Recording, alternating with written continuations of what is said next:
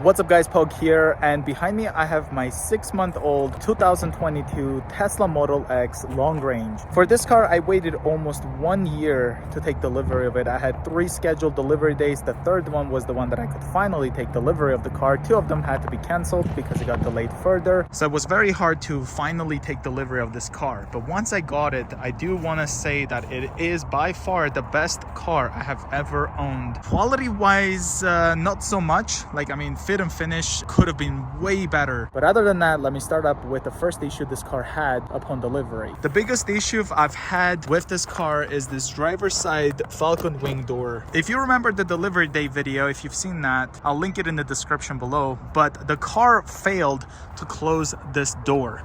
So it would go down about a little bit, like right about here, it would stop. That caused me to take this car in twice for service. The first time I took it in, it did not get it fixed. Second time I took it in, it got fixed, but then some spots it was still doing it. Now it rarely happens, and I wonder if it had to do with a software update, because the car is leveling, like the air suspension levels, which I think is necessary for the Falcon wing door to open properly and close. But you could be just sitting here and then you could feel the air suspension just leveling itself in a way. The Falcon wing door is completely fixed, it seems like. I haven't had it to fail on me for a very long time now. This car is in the pearl white multi-coat exterior. I ended up optioning for the 5-seater. I don't necessarily like the 6-seater. If I open it up now, you can see the amount of storage space we have here. It's a lot. We have a storage space right there. Further storage over here. It is also illuminated, so you have these lights there. Also one here at the tailgate. So look how much light this actually gets. And if you had a 7-seater, I believe you lose this space.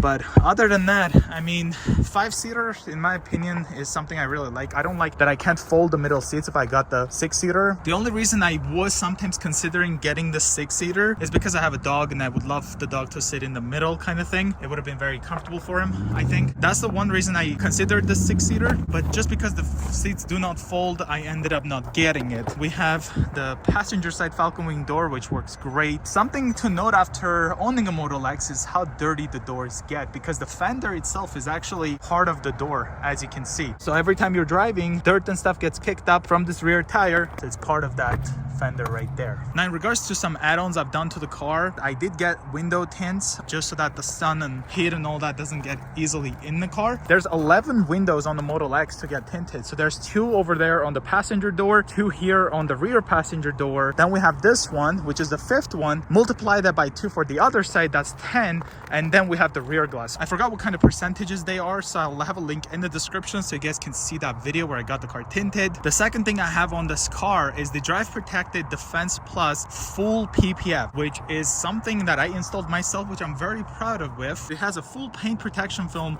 on the entire car. So the passenger door, the fenders, the entire front, the Falcon wing doors, the entire car has a paint protection film on it, which brings this very nice gloss to it, and it's very easy to get it washed. Dirt just slides right off.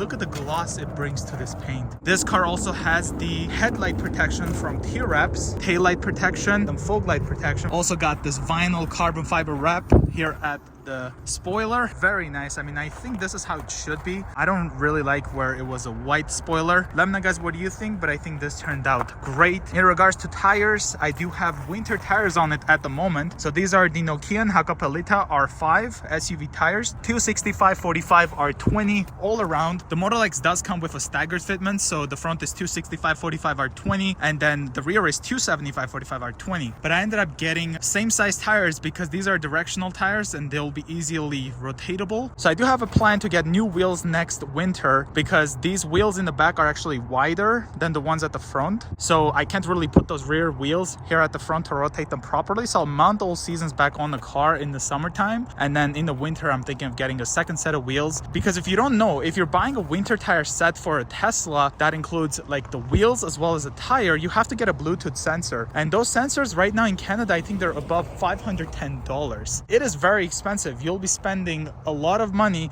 if you buy it at once. So that way I can protect myself and others on the road by driving with a safer tires, and at the same time I'll be saving a lot of money this year. So I pretty much split the bill for 2 years instead of buying all at once. For the rear screen, I do have this matte screen protector from T-Reps. It is a very clear protection film. It's gloss. It turned out great. I love this screen protector. If we look here, you can go through the media, Netflix, YouTube, Disney Plus, Twitch. Then you have the music over here. Heated seats here at the back. You can turn them on. Even the middle seats, all of these can be adjusted from the rear passengers that you can't do with the Model Y and 3. There's the control for the fans here, so you can adjust the vents. One thing I really wish they would let you do is be able to use like Bluetooth headphones. So if there's some people in the back watching a video, they will be able to listen to audio. Because right now what happens is if someone's watching something back here, you have to hear the audio. So you can't be listening music or doing whatever. The same audio plays here at the front. Was at 117 miles. So that is quite a bit of range we lost. So yeah, whatever you're watching back here and you shift the car and drive, people can continue watching back here using the speakers the car has. If you have to drive, this is what it's like. It says exit to drive.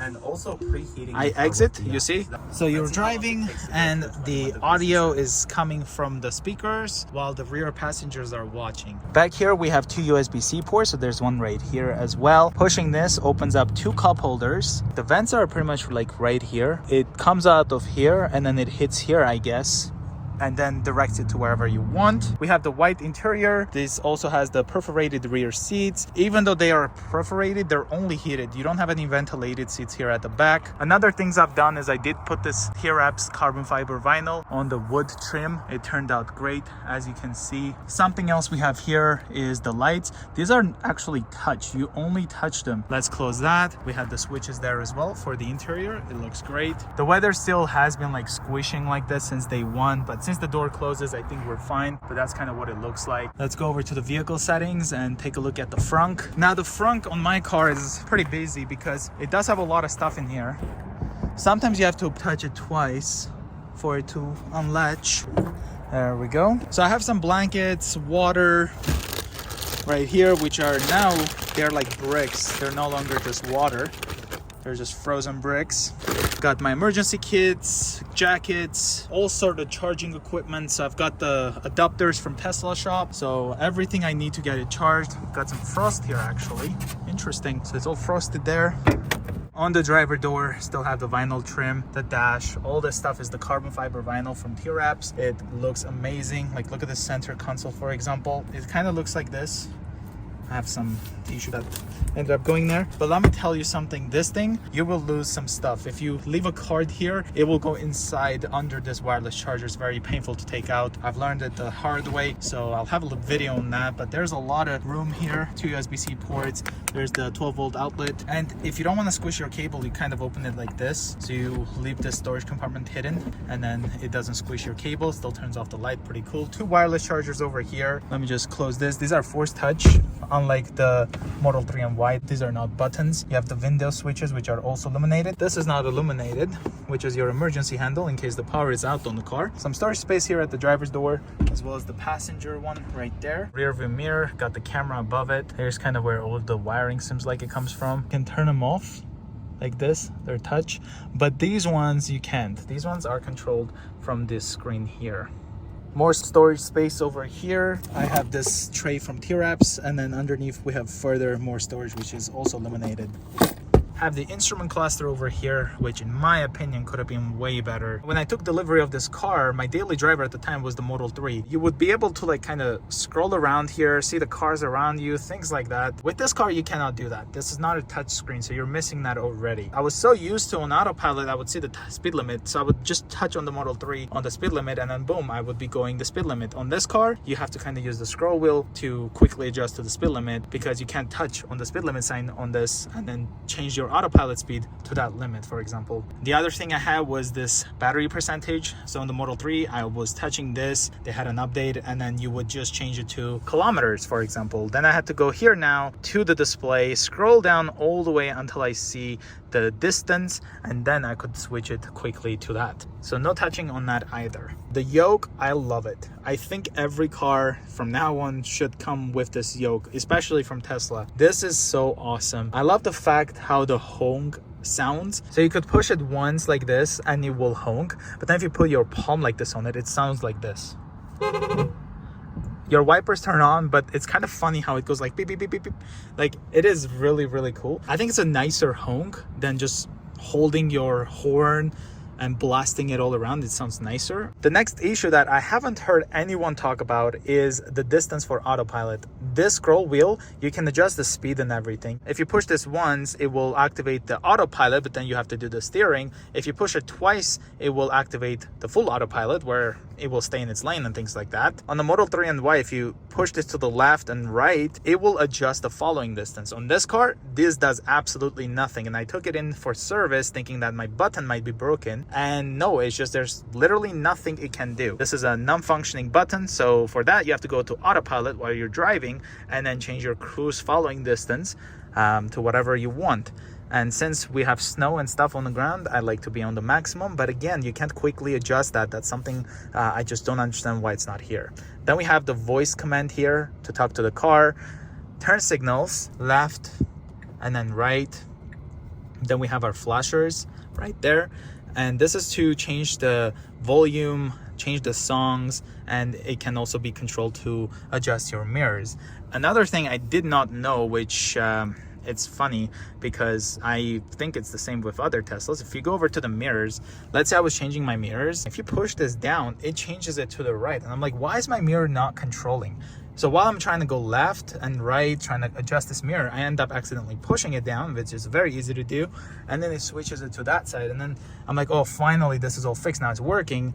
Then I look, that mirror is all not the same anymore. So then it was keep happening back and forth. That's something to keep in mind. If you push this down, guys, it switches it between which side you're controlling. Then let me tell you something that I've never seen anyone talk about. For that, I need my gloves. Got my leather gloves. It was a cold day, there was a ton of snow in the car, so I used my brush, got rid of all the snow. I hop in, I'm trying to drive, and watch this. You cannot use the turn signals. You cannot do, oh, it worked. Somehow. I even type in the code. Let's turn on the car just so that it will look normal, but look, I cannot use the turn signals. I'm pushing this down, it is not activating. Like, there you go, the light somehow does. Let's try it. Like, turn signals aren't, the light works and then doesn't work. Then we have this wipers. I'm trying to wipe the windshield because it's got a bit dirty. It used to have snow and stuff on it. It's not doing it. Like, check this out. And now I was like, what if you have to honk? Look at that, you can't even honk. So with my leather gloves, I found the hard way that I start driving the car and I could not use my turn signal. I've never heard anyone saying this, but it was it right there. I was confused. I wonder if it's just the leather gloves, but these are like haptic. Can I open the door? Okay, so the door works. So it is still like the same way. The door works. I'm pushing this the same hardness, but the yoke is not. Oh, there you go, it did it. Obviously, you won't be driving the car like this where you try to indicate, it doesn't do it. I love this automatic doors. It is so cool. Like, I mean, you could just go over here on the screen and then you can, let me just use my actual finger to turn that off. But I love how you can just open this like that. All of this at once. You can just open it. The trunk. It looks amazing. Like, check this out. See how cool that is? And then you can hit close all and look how cool it sounds.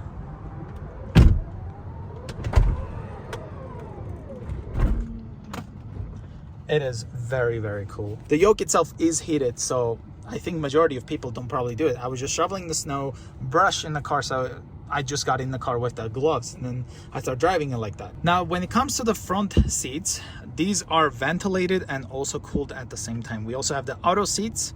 Wipers are also heated. Very cool. You can adjust the climate like this very nicely. The rear has its own climate, of course, so you can adjust that. There's the shortcuts. We have multiple apps. The new energy app is also very, very nice. Then in the toy box, we have the light show, colorizer, boombox, and all that. And the light show, when it comes to it, it's really the best on the Model X, in my opinion. The way the Falcon wing doors are, the driver and passenger door opening, it is best. But it's also very cool to see on the Model Y and 3 and even on the S. Like, it is very, very cool to see. Entertainment here, arcade is the games we can play. You can connect the controller to the car as well, which is really cool. Going down to the trips, I have done a test on this car last week where I was coming back from a trip. So I charged the car to 100% and then I got back to the supercharger with 1% battery. Fun fact, the supercharger wasn't working, 2 of them, and there was a lineup. With my knowledge now, with me only in the car, no passengers whatsoever, no cargo other than the stuff I have here at the front, I gotta say this car can go comfortably on that weather conditions from 100% to 1%, like 300 kilometer max, when it comes to having a -18 to -22 degrees Celsius outside. So that is about 46% less range than the estimated range. And if I go over to the energy app here,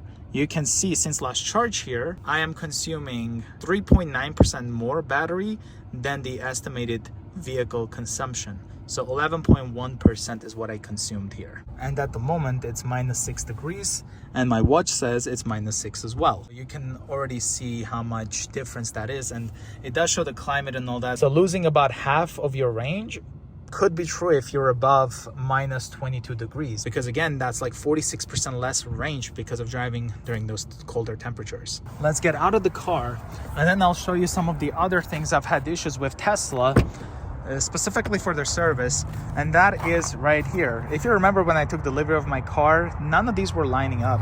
So the mirrors were sitting higher or lower, I don't remember. They were very, very uneven. The doors, I mean, they could still be better. Like you see, they're not lined up whatsoever. Fit and finish is not the best with it. You can see the tailgate there. Like, see how nice and straight that is over there?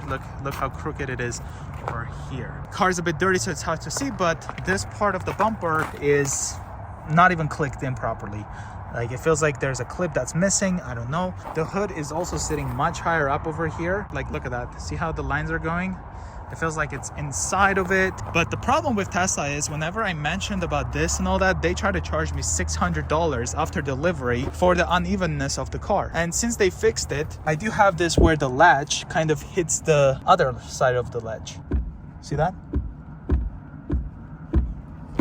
Now, the reason I have an appointment booked for this car is because it has so many squeaks and rattles happening around the car. And this was happening even when I took delivery of the car. So this is something that the car had. When they adjusted these doors for the mirrors and all that, I guess it's now rubbing against this, because I am able to see a little bit of wear over here on the dash. It's hard to show it. So there is a squeakiness coming from here whenever I'm driving it, because it seems like it's rubbing against it.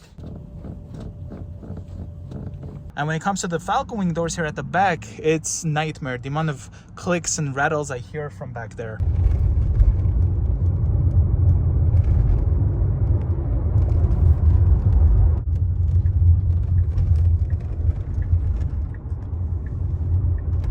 So here in Alberta, where I live, this car is about $180,000 all in, and that's like the luxury tax, and we have the GST and all that, because this car does not have the autopilot and stuff. But you could be optioning this car with the 6-seater and the full self-driving, and you could be hitting over $200,000. A car to make noises like this, to have the build quality it has. I've had this squeak since the day I got the car. It's been getting worse and worse. I hope they will be able to fix it on my service appointment, because it is really annoying to drive this car and hear a bunch of clicks and stuff happening back there with the Falcon wing doors and the dash squeaking. Mechanically, the car has been perfect. It's been great, no issues whatsoever.